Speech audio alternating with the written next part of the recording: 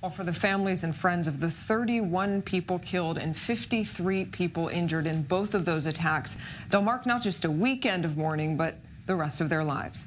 Among those grieving is Damon Davenport Jr., a former Dayton resident who lost two of his cousins in the shooting this weekend. Damon's joining us now. Damon, thank you so much for being with us. Why don't you... Hello, how are you? Well, why don't you tell us a little bit of what you have gone through and your family over the last couple of days since the shooting, and your thoughts on Trump's visit that we're seeing happening now to that community? To be honest, my thoughts and prayers, first and foremost, is not only with my family, but my thoughts and prayers are with everyone that lost a family member in the terrible, terrible attacks that was bestowed upon our country. Just two of them less than 13 hours apart. Right now, you know, my family nights of love, because love conquers all. We're hurt, but the lives that my cousins lived, the lives that were taken from us was just that precious. And I believe that their spirits are telling, you know, not only me, but our families to push on, to move past this, and to forgive. I think what President Trump has done as far as going to show his face, as far as going out there, you know, and into the communities, even though they don't want him there. I think that it's a very big step. Will it go in the right direction? Let's just hope so, you know. My job now is to push gun reform, making sure that our streets are safe, making sure that this does not happen again. And Damon, what specifically would you like to see? A lot of debate now if assault weapons should be banned, whether there should be more background checks. Do you have a thought on what specifically you would like to see happen?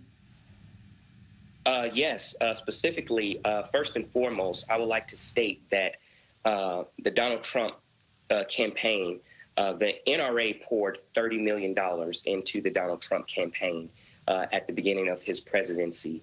To push gun reform, to push it through the House of Representatives and Congress to be passed, basically giving the freedom and the ability of